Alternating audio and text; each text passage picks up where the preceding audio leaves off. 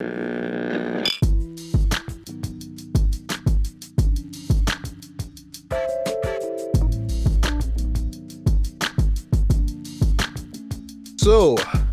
let me talk about speed, man. Sure. And I'm gonna challenge myself and try to see if I can get this under an hour, because I feel like if I go over an hour, things will blow up, right? Ha ha ha, right? So yes, this is not gonna be a rundown of the entire movie, but it's just moments that really stood out and why this movie still works, right? So as you normally do with retrospect reviews, right? We have to do this little preamble, this little history with speed, right? So 1994, pretty interesting year for me. Still couldn't go and see 14-year-old movies because I was like 10, right?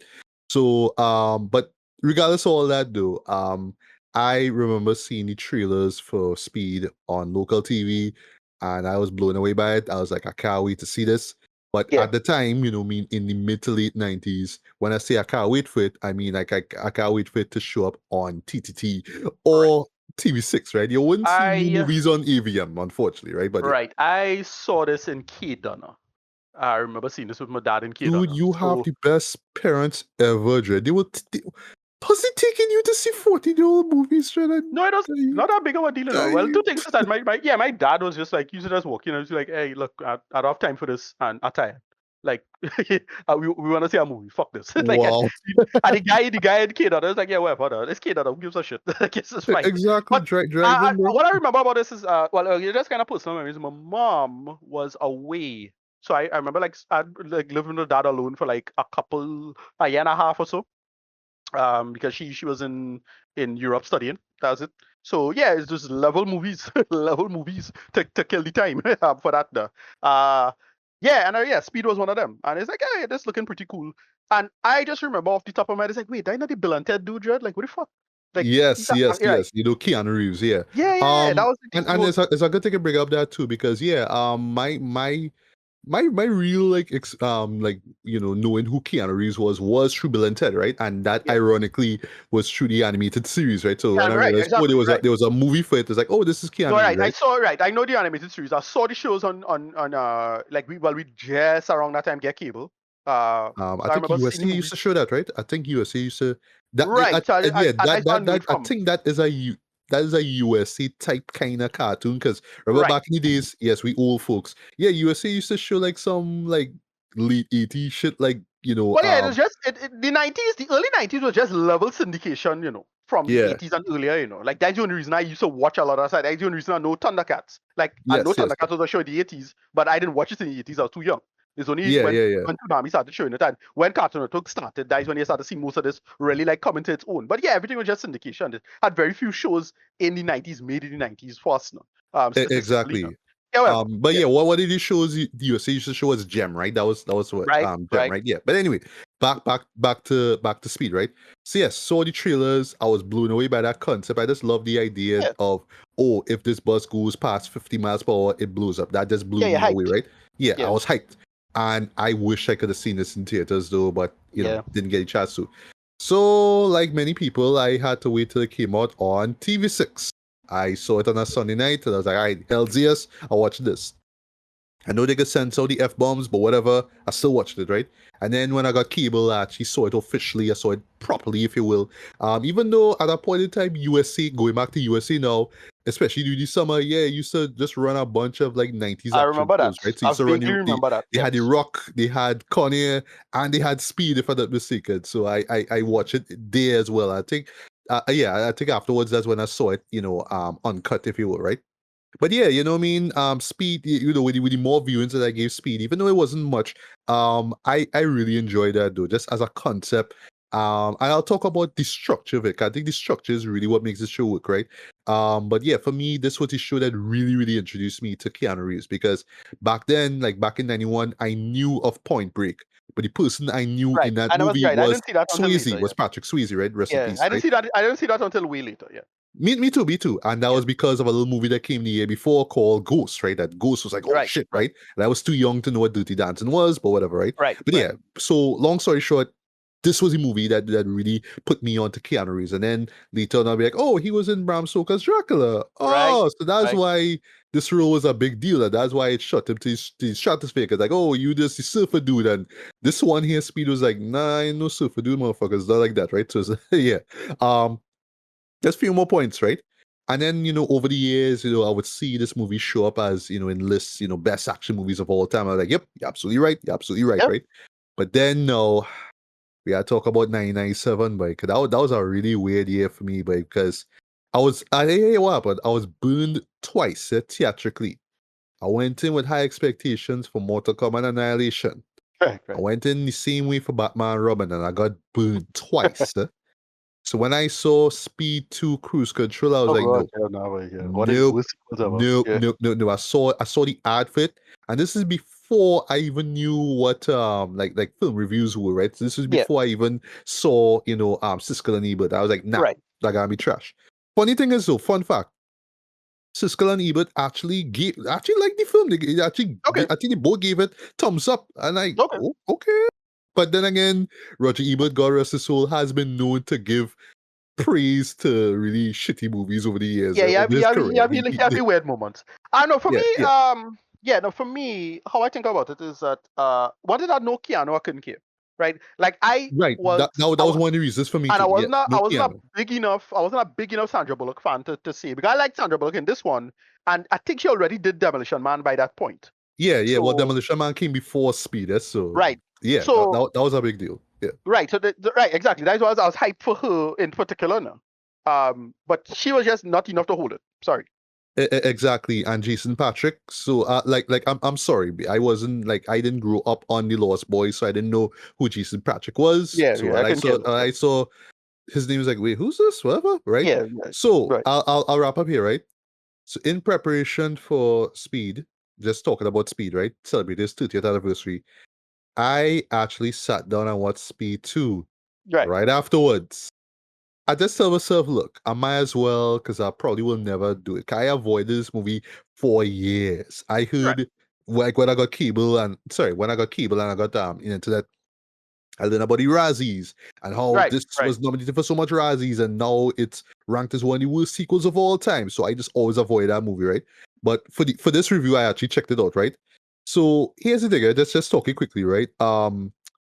This was a huge step down from the first one. And the Yeah, reason is simple, Dread.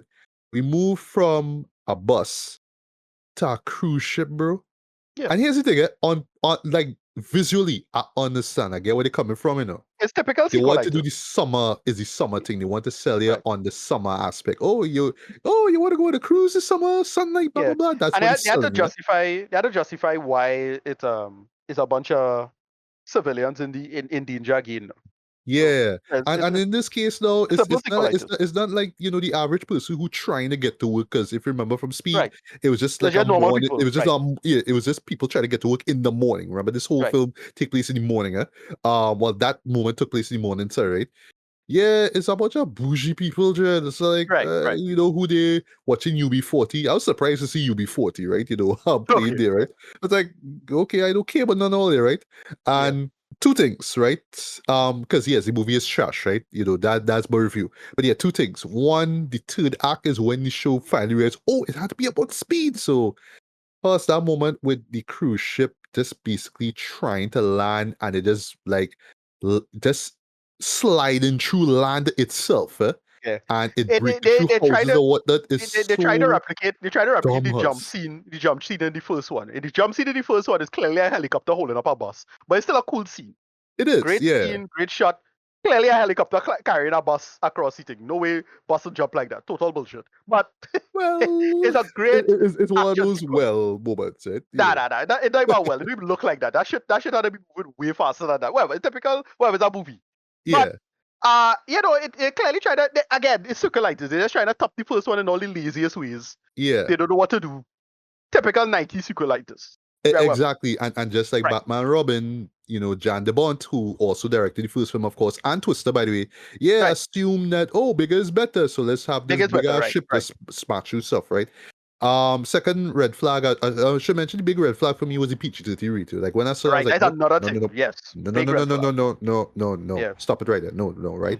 Mm-hmm.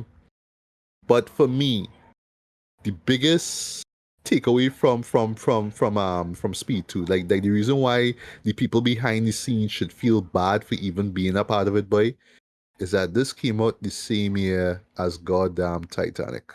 Yeah, oh god, yeah. So you get You know cooked how it hard. Yeah, is yeah, to think yeah, about that when you like I yeah. like Toss, here what happened? Like it there's a big epiphany that hit me while I was watching the first Speed, which I'll get to, right? Yeah, halfway into watching Speed 2, I was like, wait, this come on the same year this come on before Titanic, dog. I'm Right, like, right. So yeah, you wow, boy, like had to get cooked. You you had to get know how bad that feels, genuinely, yeah, for nah, yeah. That had everybody. to get cooked. Got to get cooked hard. You cook Nah, right. boy, nah, boy, right? And that's really because of the disaster elements. I think that's why Yeah, the show didn't work for me. It leaned towards the towering inferno stuff, right? right, So right. it could just be a guy who blowing up stuff and taking people hostage. No. Now we have to have the ships about to sink, kinda, and then people trying to escape. And like I just watched this, like, no, like, but Titanic come out like a few months later and blow that literally out the water. Just like, Yeah, what nah, is yeah, this? yeah, yeah. This They had looks to get terrible. absolute cookage. Yeah, they had to get cooked. Yeah, Yeah, but Titanic that's goes on to become a absolute monster of a hit and a cinematic classic, and this is like in the yeah, graveyard boy. somewhere, buried in a shallow grave. And Yeah, it's just to wrap things up, and it's a shame to it because when it came to Speed, it was the high concept was Die Hard on a bus, right? right, And I'll never forget, right, like after this right, point, it was always about, oh, what kind of premise like this can we do, right? I think right. one And in yeah, particular a was lot of people was copying Die Hard. So the yes, 90s was riddled exactly, with Die Hard on a there's a Die Hard template, dude, which is not the worst thing because if you do it well, it could do it well. But this I thought had such an interesting twist with it, like at the time. right, exactly, It's such a dude. right, yeah, Um, on the Siege thread, did a right. much better terrorist on a boat premise than Speed 2. Right, Imagine that, right. Steven, yeah, if Steven Seagal outdoing you, that you're in trouble. Eh? well, on the Siege, Yeah, Steven right. Seagal movie is much Yeah, better than this. the Think king, about the that for a king. second. Yeah, and he to me was always the king of 90s bullshit Yeah, moves. yeah, and then now, ironically, on the Siege 2 is so much garbage. And Yeah, oh, we for real. going all environmental with this one, but Yeah, that was real dumb. Yeah, stop it, right? Yeah, but yeah, so yeah, it was all about the whole dyad stuff, right? Which is so interesting too, because right after Speed came out, 1995, Die Hard with a Vengeance, and right. that to Which me was kind of felt pretty like good. it was trying. Well, yeah, I really enjoyed that show, Yeah, I right? love that. Yeah, I But love that that that one. Yeah, that show really felt like, oh, like no, like they took notes from Speed, like, oh, okay, we wanna, because what Speed did well here, and what Die Hard with a Vengeance replicate is a race against time. It was always, oh, yes. you need to disarm this bomb. You have this amount of time to do it, Yeah, and it was always racing, they always make the racing. literal ticking clock work. But it's nice that Yes. too. Like they make one. Dennis Hopper is fucking great in this. Oh Uh, yes. Oh yes. It's what brilliant they villain in do. Speed, yeah. Yeah, what they And do and just and and, and even Jeremy Irons, I'm sorry, came close to being as yeah, no, yeah. great Jerry Irons as was pretty good in Dennis yeah, was yeah, in I this thought he was movie. pretty good in Diad 3. What happens Yeah. that because I think it was a mistake, in my humble opinion. I think it was a mistake making him the brother of Oh, the brother of Lincoln. Hans. Yeah, it was Hans, just yeah, I like thought that was a we mistake didn't plot-wise. need that. We However, didn't need that. Yeah. yeah, Yeah. whatever. It's fine. But Yeah, as I say, but point is though is just how it's interesting how those franchises kind of influence each other, right? So right. Speed was influenced by Die Hard, and then vice versa, right? I'll stop here. But it's just so unfortunate now that because of Speed 2 now, that was it. Because imagine if this franchise had just gone Yeah, we're on gonna get for a a little bunch bit more. longer. I mean, Yeah. sure, it might have ended up like in the same spot as the Die Hard franchise did with the fifth one that nobody talk about. But still, it could have gone further, You're boy. right. But nah, boy, Right. that too was a Yeah, that huge should have. misfire, boy. My Yeah, God, no, but wow. I thought as a script, why it works is that they came up with two things. Dennis Hopper is great, right? He's a great, disheveled, you know, disheveled kind of villain. He just kind of, fed up with the system. Yeah. We see characters like that, but they make him work in the 90s really well. It's like we call him this fella from The Rock, kind of similar villain that Oh way. yeah, Ed Harris. Yeah, yeah. Ed Harris, yeah, Fed up. critique of the If system. violence is what I do to make other Right, understand, right. fine. That's it. Right, good critique of the system villain, right? He works in that way, right? But he also still a bad guy. They make him very clear as a bad guy, not just so. But they balance it reasonably well. That's for one. Two, they came up with some really clever solutions to beat him. Like that stuff with the camera, I thought was so clever. Yes. Which you'll get into later on. But yeah, when I saw that again, I was like, holy shit, that's real smart though. Like, that's a real, at the time, I thought that was really cool at the time. Like watching it, I mean, that's real smart though. That's a real clever, modernization of the premise and how to, in the day of cameras and how to interfere with cameras and digital fuckery, so on and so forth. They make it work. Yeah. Stuff like that. Yeah, go ahead. Exactly. Well, I'm done with the preamble, but you already mentioned when you first saw it, right? But I guess you could talk about like seeing it over the years, and I guess I only watch it. And then of course, sorry to cut you. And then of course, Speed 2 and why that sucks. Yeah, no, like Keanu came on the map because of this. Like I vaguely remembered, him being from Bill and Ted, and I was like, well, okay. And then he did what was the name of that movie, boy, where it had a nuclear bomb and he was out riding it with a motorcycle? What's the name of that movie he did? Not Johnny Mnemonic, no. No. Like he had his cyberpunk stuff, right? Yeah, it's so funny that he could have been in Speed 2, but he's like, nope, Johnny Mnemonic bitches, and that's right, exactly. Which is a solid cyberpunk movie in my humble opinion. It not I saw it once. I find it was real cheesy, but I feel like if I watch it over again, I'll really appreciate it. But it never transcended its 90s-ness, but it still did a cyberpunk premise. And well, later on we get the masterpiece of cyberpunk later on. Of course. But yeah, but no. What was the name of that movie he did with it was a nuke in the city and check, you gotta look it up. Just now. Let's look up what Keanu Reeves did. Chain Reaction. Chain Reaction, thank you. I never saw that movie, Yeah, I thought it was kind of bad. It was kind of bad, but I remember like going in and thinking, wait, boy, Keanu Reeves was like, okay, he on the map for me, let me watch this. And it's only that sequence kind of fun and works, and even with total silliness, like, yes, you can outrun a nuke. It was a tactical nuke. Whatever, you can outrun an explosion like that. Whatever, it's bullshit. But it's fine. Like it's a good set piece, but the movie didn't really work all that well. And I'm thinking, wait, but Keanu cannot disappear. And then, well, eventually the thing that puts him into the stratosphere came along later. The Matrix, right, and so on and so forth. Speed is whole a nice memory in my life. It's a cool time in life. It was K Donner. That's what it is. A tie speed to K Donner. I remember watching it, thinking like, yes, these set pieces are great tension, great premises. Speed 2. I didn't watch that shit until years later. I was like, all right, I have to watch. It's one of those you watch it just for the sake of, all right, I need to see it. It's the quote unquote cinematic bucket list kind of stuff. Like, all right, let me just say I see the whole movie. I remember watching it on HBO or something like that, or Cinemax sometime. I was just home. I think it was like 2006 or some bullshit like that. I was like, oh, Speed 2 going on. All right, well, I'm gonna watch it then. Fine. And then, well, back then we had you could record. Not record television, you could go back a little bit now. So like if the movie started and you missed like the first 15 minutes, you could go back.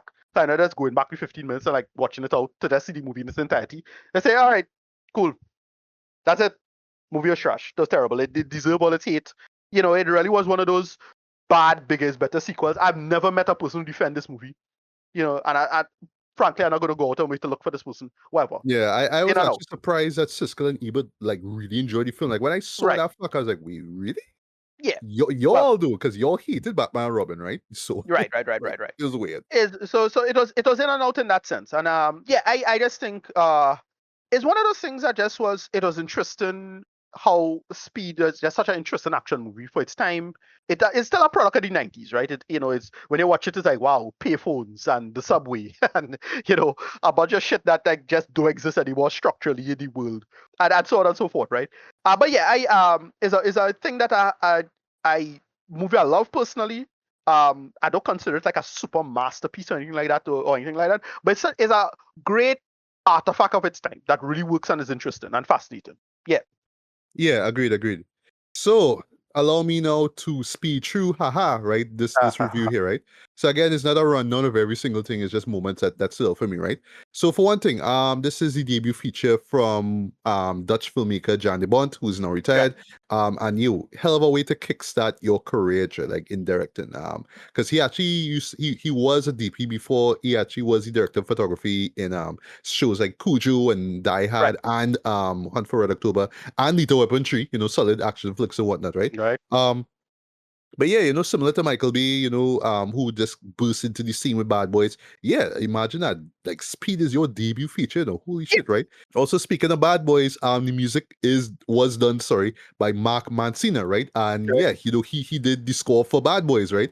And I heard like bits of the sort of instrumentation, the ten ten ten ten, that kind of vibe there, like I can hear it in it, right? And it works, right? Also side note, can I forget he was in this movie? This guy Joe Morton from Terminator 2. He was there. He Okay. plays the Yeah. the Yeah. Okay. LAPD lieutenant. That was cool, right? Right. I forget. I will forget Yeah. that. I only Um remember Dennis Hopper and Keanu and Sandra Bullock. and Sadra, yeah. Yeah. So what I like about the opening to Speed, right? Compared to stuff like Die Hard or Bad Boys, right? Is that the villain is introduced first, right? So in this Right. case, it's Howard Payne, who's played by the late great Dennis Hopper, right? And by the way, perfect casting there though, because yeah, if you ever saw a movie called Blue Velvet, yeah, Right. where to me he played like one of the biggest assholes ever put to Right. screen, like one of the most detestable human beings in the Yeah. form of Frank Booth. Yeah, you perfect casting here as Howard Payne, right? So there's a moment where he's in the basement of this building and this worker stumble onto him, right? And then, well, Howard go into his toolbox and here's the thing, like, you think he have some gun with some kind of silencer that dude pull out a knife and stab the dude through the ear, dread. Like, holy shit, like, this is Yeah. You wild. how you introduce your character. This is how you Yeah. introduce Real your wild. villain, right? And Yeah. yeah, Yeah. right out the gate, like, okay, this guy is serious business, right? He real brutal. Um, and his plan in the first act now involved like just trapping these employees in this elevator, and he'll blow it up. Well, he'll blow up the brake, sorry, which will cause the elevator to fall and blow up, right? If he doesn't get $3 million, right?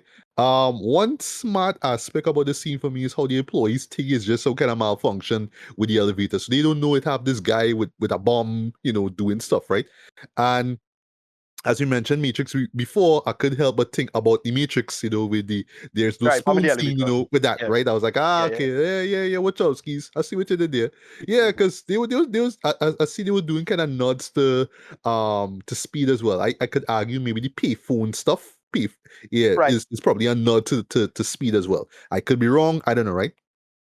Um, and also, there's a time limit to sorting out this whole elevator situation, right? Which is 1 hour, right? And within this scenario now, this is where our hero, Jack Treven and Howard Payne meet. So this is where our hero and villain, meet for the first time, right? And it works, right? Um, and when they do know, basically Jack's partner, Harry, who is played by Jeff Daniels, is so funny that Right. he was Jeff in this too Daniels was in because this, right? I forget yeah, that. same year that Dumb and Dumber came out, which Right. still remains to Right. me one of the best 90s comedies ever. It is so smart with the stupidity. That's the best Yeah. way I could sum up that movie. It is so I don't like Dama smart with the Dama anyway. stupidity. I don't like Dama Dama as much as other people, but yeah, it's a movie that I come around on.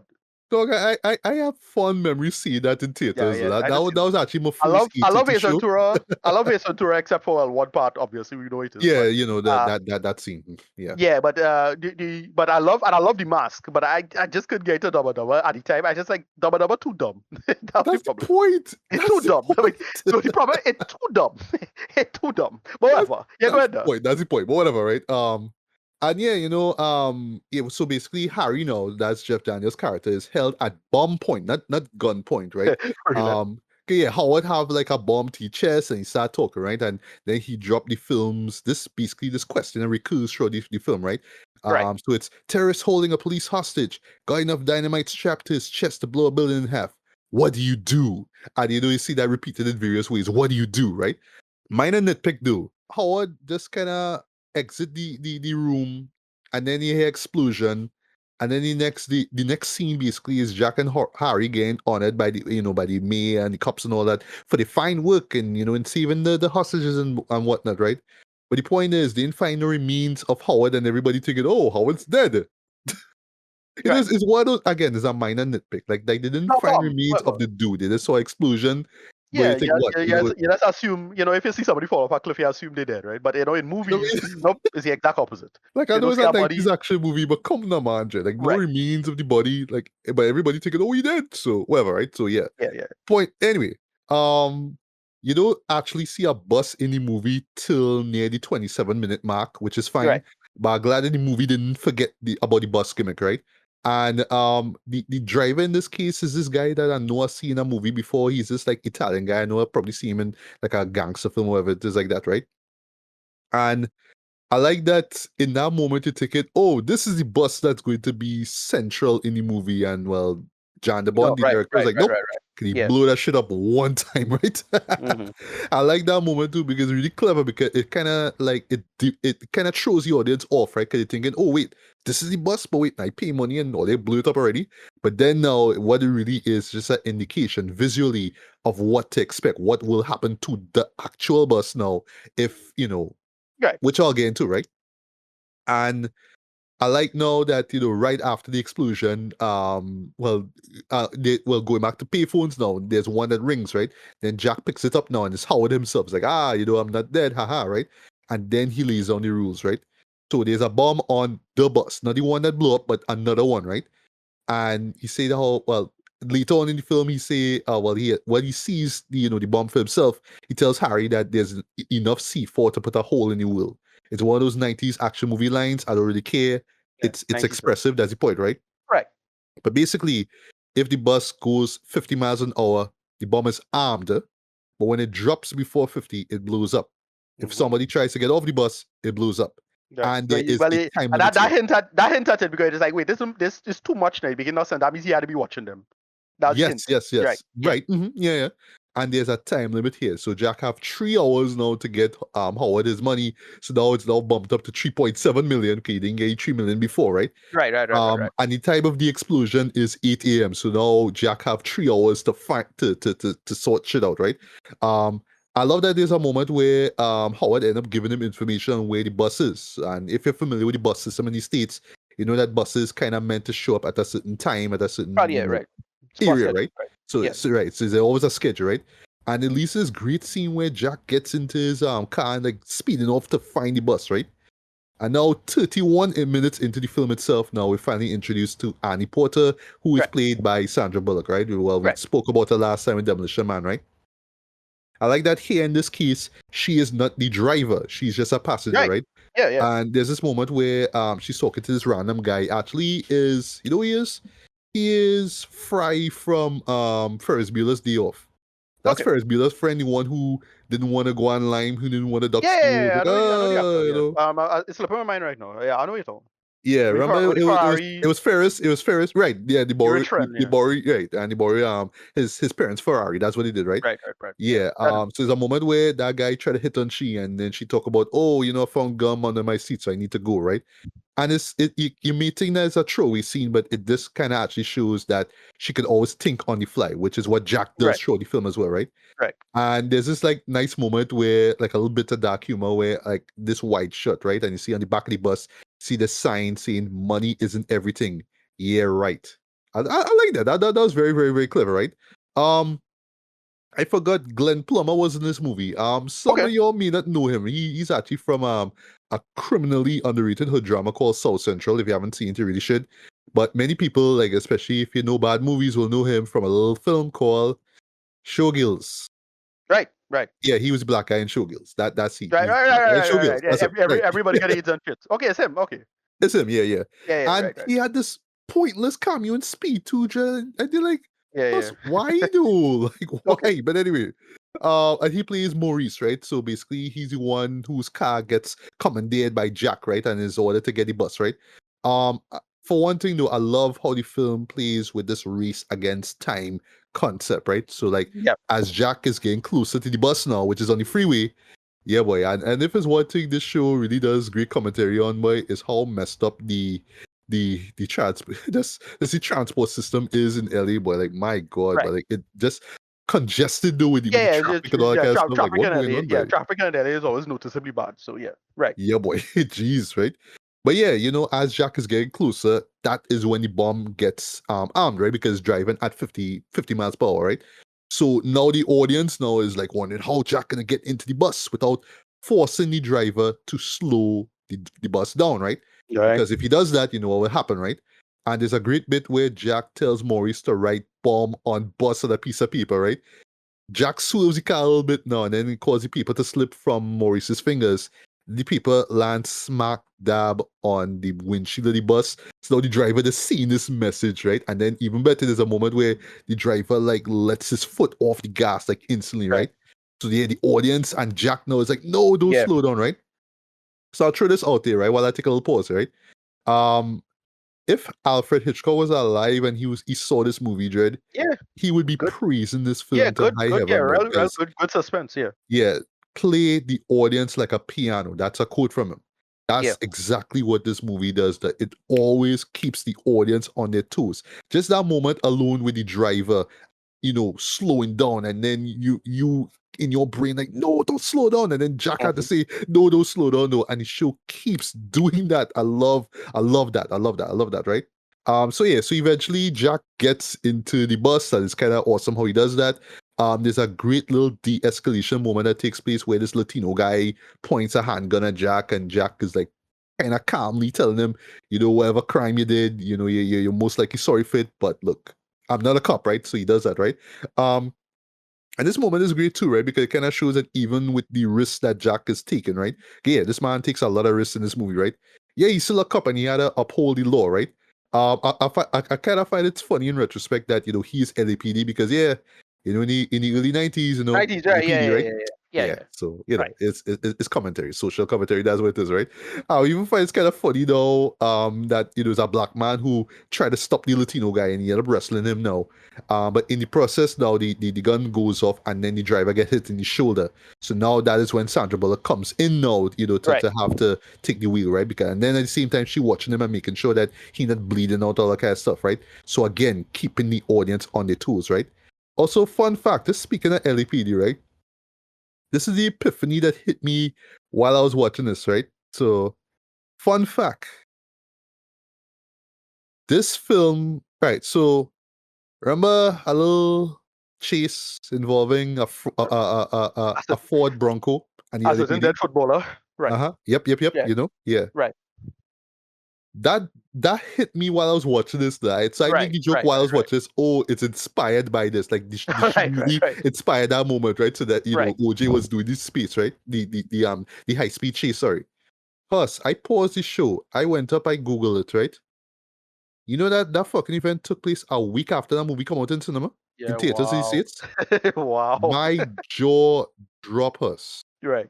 No, that's kind of like since after the movie dropped is when that Ford Bronco chase happened. No, it's kind of like with Demolition Man and the earthquake thing, and it had a huge earthquake like the following a few months after, or something like that, a big earthquake. I mean, it's not one of these things that mind blowing because by the 80s and the 90s already had like the popularity of high speed chases. Like recently, one of these channels talk about this, the idea of high-speed chase and how high-speed chases has always been insidious stuff. I forget. I think it's Cody Johnson, one of them, right?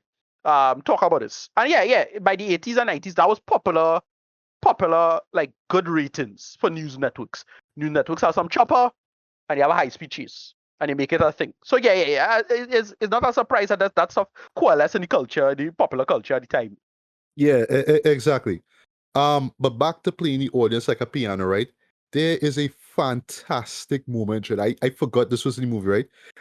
Even though you know the outcome, what we're gonna be, right? Where the bus runs into a baby stroller, Johnny. You see, like, assumingly this, well, a woman, you're assuming this is the mother now. With the singer.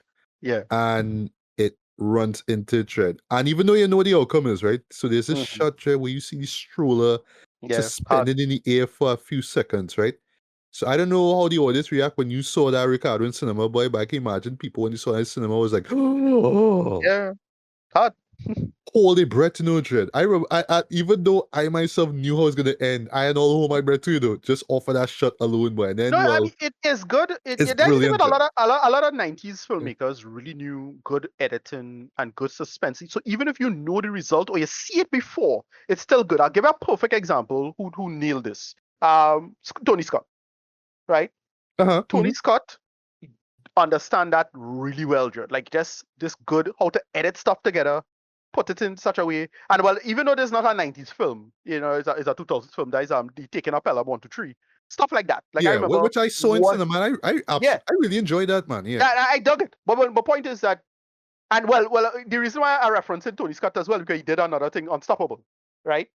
Yes, which I did not see in cinema, unfortunately, though. But that was a great film, yeah. Right, but the point is just the same level out to raise tension with good editing and make it work. But in the Taking Up Pelham 1, 2, 3, you had in the trailer, you had this real like kick-ass countdown sequence where we call him John. Oh gosh, staying alive. Slipping my mind right now. John Travolta, yeah. John Travolta, right? John Travolta. Who's the terrorist, yeah. He's a terrorist, but he counting down, right? And yes. he playing a villain, kind of like thing now, a little bit, right? But he counting down, and he just counting down, and the editing the trailer so intense, I like fucking hell, this looking hard. And then when they do the same scene, similar scene, or the same counting down thing in the movie itself, I know what's going to happen because I saw it in the trailer, and it still had good tension because good editing. Good editing will always hold your dread. Good editing is always hold you. So yeah. This scene was memorable. It take for you. Yeah, go ahead. It was right. And points for Sandra Bullock too. Just representing the audience, right? Because her expression at that moment, though, priceless, right? I love that. Right afterwards, Jack had to look behind. It's like it's cans, and he's telling her it's cans because she's thinking, "I just hit the baby." It's like, no, they can't. They can't. Yeah. They can't. I love that. That's great, right? And there's another moment where the bus like almost run into like some school kids like cross the street. And again, just Sandra with these bars, boy. Why are they in school? Like I love that. Just you know what I mean? Just off of what we saw before, right? And like there's moments where you want to question your logic, but it's like then again, look, it's an action movie. Shut up, right? So yeah, I forget there's a moment where the bus tips though. Like it actually right. You know what I mean? And yeah, if somebody was just doing some kind of like by the way, this director, where does director come from? Where he's from? He's Dutch. He's Dutch. Right. So that I don't think this is a coincidence that he's Dutch. Same way. He's probably a friend of what we call him. The director of well, you mentioned oh gosh. The director of RoboCop. Hunt for Red October, no. No, you mentioned RoboCop. Director of RoboCop. Oh, Paul Verhoeven, yeah. Well, Paul Verhoeven also did thing with Glenn Powell in it. Sorry, I seen Glenn Powell with Glenn thing in it now. So they're friends, right? I find it's very. I would assume so, yeah. It's very Paul Verhoeven. Like it's very that 90s vibe, bringing that energy to something. Right. But pointing the camera also to American culture from an outsider perspective, and playing with that action absurdity, like that's why this movie works so well. I don't know. Yeah. I get what you mean. Yeah. But yeah, so back to logic, right? The bus actually tips, you know what I mean? And well, I am assuming all this is practical, maybe, I guess, right? But then of course, there is the moment that everybody remember. That's where there's this 50-foot gap. Again, what is it with transportation in LA? So all of a sudden, the freeway isn't complete. So that's dumb. Why do? You know what I mean? Yeah. But yeah, you know what I mean? That moment with the bus clearing it though is a great moment. I'll never forget this, right? I saw this in theaters. A little parody movie that the late great Leslie Nielsen did called Spy Hard, right? Which I really enjoyed. Yes, I remember them specifically poking fun at that scene. I was like, but what they did, they kind of frame it with the whole ET thing with with the bike over the moon. So it's literally the bus silhouetted over the moon. I thought that was really clever. Funny, yeah. But did Ting do that movie? The Zuckers? I can't remember. I can't remember if the Zuckers did that. I wouldn't be surprised if they did. I remember Leslie Nielsen having like some of these middling kind of comedy. They're nowhere near as good as the Naked Gun films, but it's still like okay. Like Wrongfully Accused was okay. Spy Hard was okay for me. Like I don't love Spy Hard. No, but Spy Hard was fun. It was fun. Yeah, Dracula Dead and Loving It was okay, but not great. Just good, fine. But I don't know. Like it's just this weird like period where stuff coalescing, but you don't have the internet yet for stuff to coalesce enough. I'm not sure. Like it's just that. Where you going? Yeah, I guess so.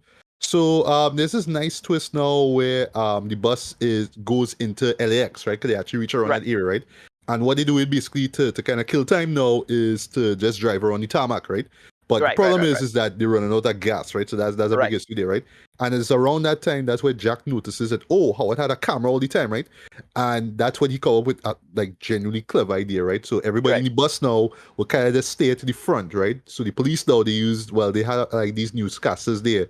They use the equipment basically like record a minute of footage and run it through a UHF cable channel, right? So Howard now who's at home and he have like these TVs, you know, psycho guy, right?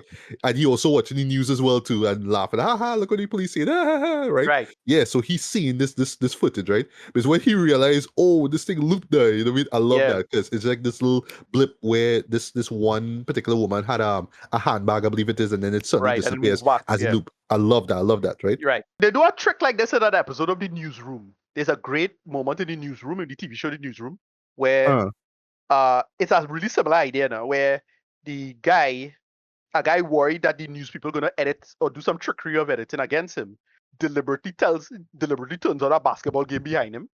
And because basketball because basketball has a kind of chaotic nature to it, if you do any editing, people will notice now.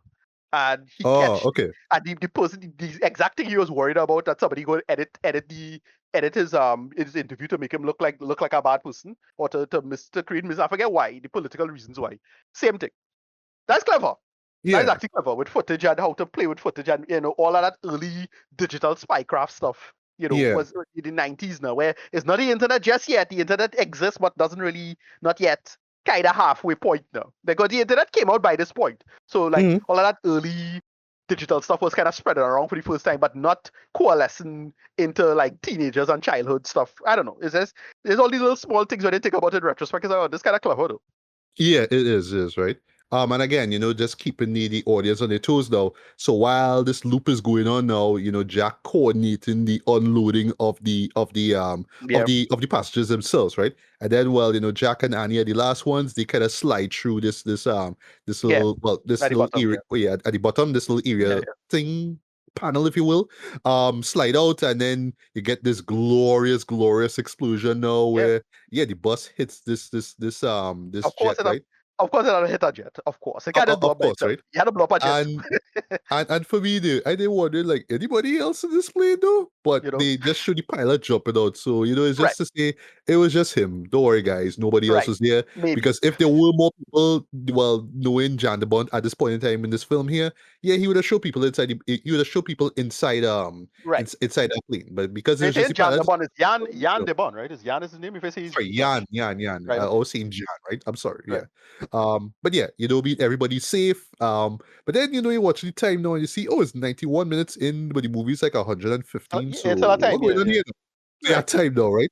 And this for me though is the beauty of this movie, right? This is basically 3 action sequences in one movie, you know. That's basically what it is. It's the elevator, it's the bus. That's a full. I mean, that in itself is a movie, right? So I can imagine people thinking that the movie was done, you know what I mean, by the moment that bus blew up, right? But like, no, because we still have to stop Howard, right? And then the third act, though, which takes place in the subway, that is the final action sequence, right? I love that just in particular, each of these sequences are paced in a specific way and things play out the way they should. It's not like the movie is trying to outdo the next action sequence. It's just like, oh, logically, this is what should happen from A to B to C. So it's always played out very well. And then, of course, the pacing for these, just pacing throughout this whole movie is just pitch perfect in my opinion, though, just in terms of building tension and just keeping it keeping you on edge, right? Just keeping you engaged with what's going on, right? But anyway, so third act now. This is where, you know, the police go into, well, before that actually, Harry now, as a Jeff Daniels character now, he and this squad of cops now going into Howard's home. And of course, you know what's gonna happen a mile away. They go in, nobody's there, but there's like a bunch of explosives, and then well, boom, and everybody die. It's like, well, duh, right? You know what I mean? So now we reach this point where the cops now, because there was a drop-off point that they were supposed to drop the money off anyway, right? They reach there, Jack and Annie are transported there via ambulance now, and Jack leaves to assist the cops, right? So Howard now, he realized that this is right after where he realized that the footage was a loop, right? So he put on his police uniform and he just kind of going outside now just to kind of survey the scene because they're right out. They are right outside where he's hiding right now, right? Right. So it's just for him to kind of infiltrate the scene and see what's going on, right? And then earlier on, you learn that Howard was, well, not so much a retired cop, but he was just sort of like released basically because of an injury, and you just kind of forgot about him, and he just felt kind of bad. It's real, petty stuff, right? But basically, that's why he, why he wants money so much, right? So it's like that. But it is admittedly a kind of a droopy moment where Annie step out of the ambulance because she waited at Jack, and then Harold just kind of come, Howard, sorry, find her, you know what I mean, and end up kidnapping her. But even though she didn't really know who he was, to be honest, though, but still, it's like the guy could still be out there. Why come outside the ambulance, right? Whatever. So there's a nice little twist now where the cops kind of wondering why Howard didn't collect the money, and then there's a nice little reveal where they lift up the garbage disposal, and you see like this hole drilled in like into the subway. I thought that was really clever. So yeah, basically Howard's running off with the money. That's what's happening here, right? So going back to Speed 2 for a little bit, right? Premise wise, this could have been, think about it, this could have been a great premise for Speed 2. Have the action take place in the subway, kind of like taking a Pelham 1, 2, 3. Yeah, they have the speed aspect going on. You know what I mean? Or you do the another train thing like how Unstoppable was. Yeah, something like that though. But no, now we had to do a cruise ship. We had to do a cruise ship, right? Anyway, but yeah, in retrospect, imagine if Speed 2 took place in that place, right? That's just to show just how great these sequences are put together. Right? Like they could actually be like individual movies, right?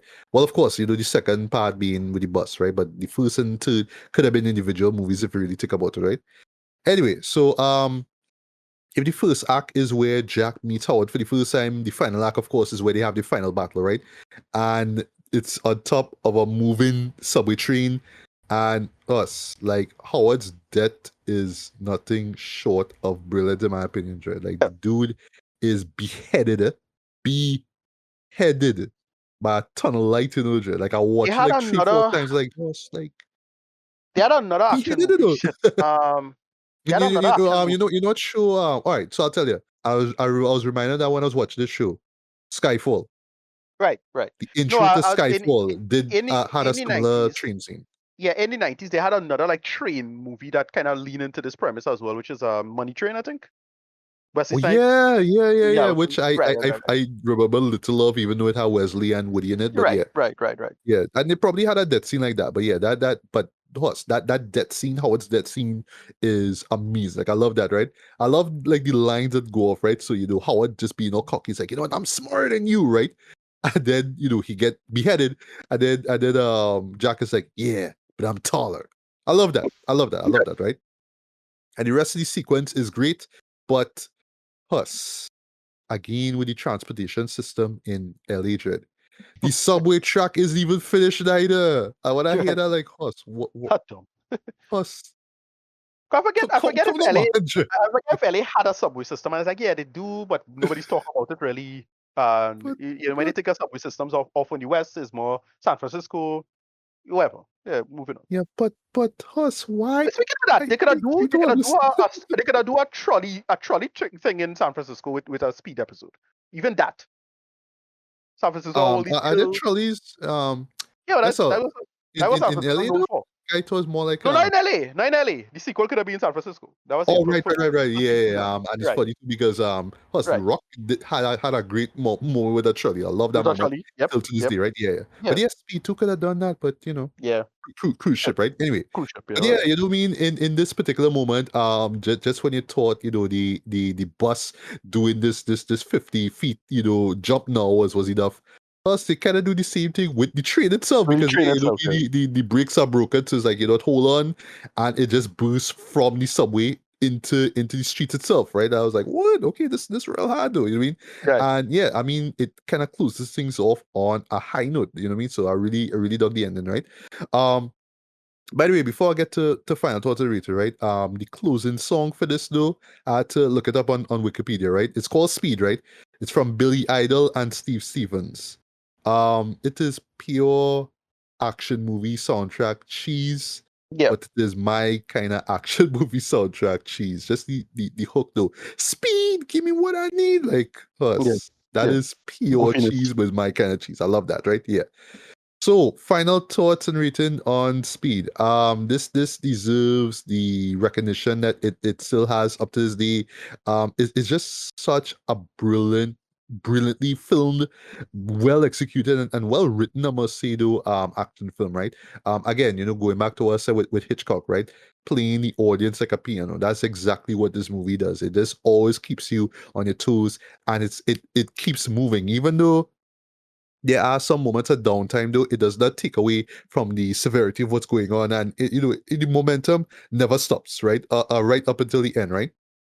Um, this for me really put me on to Keanu Reeves, though, and of course, I just love that he did not give up on the action genre, right? So there was Chain Reaction, which I admittedly forgot about, but then there was Johnny Mnemonic, and then of course the movie that pretty much kickstarted the 2000s and just a game changer as far as action cinema goes. Yeah, The Matrix, right? So look at Yeah. that, right? So imagine, so in a way, it is great that Keanu Reeves in retrospect look at the script as Speed 2 and say, nah, I gotta do Johnny Mnemonic, bitch. And yeah, I mean the rest is history, right? But yeah, though, this for me made him a superstar in my opinion.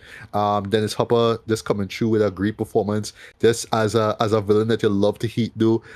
He's more douchey than he was in oh gosh, Blue Velvet. Like in Blue Velvet, he was just detestable. But this one is like, yeah, you don't mean you're a but understand why you are that way, and you get some great banter Right. from him as well, right? Um, and that's I should have mentioned too, the phone conversations between the two, because it's a 90s trope, I mean the bad guy always have to call the hero and be like, oh, you're talking down to me, blah blah. Like they do that, right? Right. The chemistry that Keanu has with Sandra is great, right? Sandra just shines in this, though she is basically she's just the audience member at this point in time, right? Just Yeah. Yeah. kind of She's experiencing a all good this story. stuff, yeah. Yeah. And yeah, she just brings so much charm to it as well too. I think that's really the heart of it all. Just the charm that she brings to the table, right? And of course, Jan de Bont though, with just these great action set pieces and just the tight pacing for all of them do. And then of course, Mark Mancina with some great music. And yeah, it makes sense that Michael Bay would rope him in for Bad Boys there, because I mean we love the music for Bad Boys, especially with that chase scene, that foot chase scene, which I know you love. Yeah, I mean just Yeah. that music, boy, whoof, chills, still chills Yeah. to this day, right? But yeah, I have no problem saying that Speed is one of the best action movies ever made. I would not say it's like my all-time favorite movie or like my top 10 Yeah. action movies of all It's time. it's But as it's far as a like it's 90s action movies go, yeah, this is yeah. one of my I top put it favorites. I put it in my top 10 action movies of the Okay, 90s. of the Of the 90s, right, 90s. right. I wouldn't Of put the of 90s. all time though. I wouldn't put of No, all no, no, time, no, but not like of the that. But 90s, yeah. it's just that when we are shit like the radar thinking, come on, yeah, come on. You know what I mean? Yeah, yeah. But And lastly, I love that even though you could look at the premise or look at some of the little moments, I'd be like, this is so dumb, this is so yeah, 90s, yeah, it's yeah. so cheesy. It's still clever though in It terms of slaps. those moments. It slaps. And yeah, so yes, because it's the 90s, yes, it is over the top at times or whatnot, right? But there's like a working logic to what you're seeing here too. Even with that moment with the bus clearing that gap, right? And even with the subway train and all that too. There's a working logic to it too, right? But the show trusts that you don't have to think about it, and the show itself not even thinking about it too much.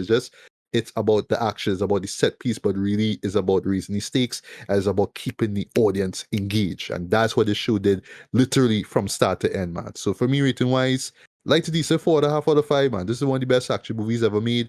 Happy 30th anniversary, and you know what I mean? I do hope that 30 years from now, yeah, I mean, I do see myself, yeah, I do see that 30 years from now, it will still hold up, right? I mean, we might roll our eyes at some of the dialogue or whatnot, but nah, man, this is a true masterpiece of the action film genre, man. I Yeah. can't be mad at that. But yeah, Yeah, Ricardo, your last words I and can't return. call it a masterpiece, but it's a classic. It's something that just you stick with it, remember it. I think a big reason why I have a lot of good memories in and around it when it came out, and that is a big factor as to why it sticks so well with me personally. So it's all of that, right? But yeah, I think it still holds up. It's a lot of fun. totally, I don't mind a rewatch ever so often. Is that kind of movie. Yeah. So what would you rate it? What would you rate Yeah, Speed? rating.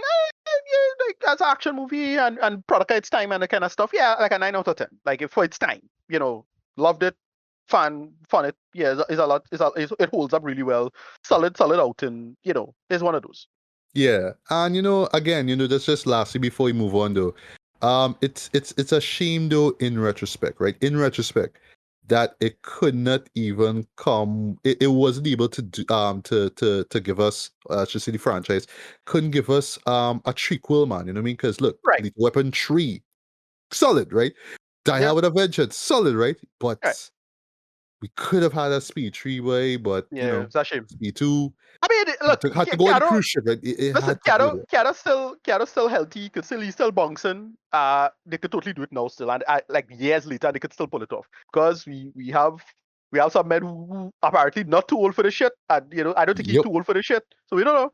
Time could pass. Yeah. Time will tell. We don't know. But imagine that though. Imagine that before we get into the next show, right? Imagine a Speed 3 that comes out like this decade, Jen. So yeah, that'll be. Yes, They could be.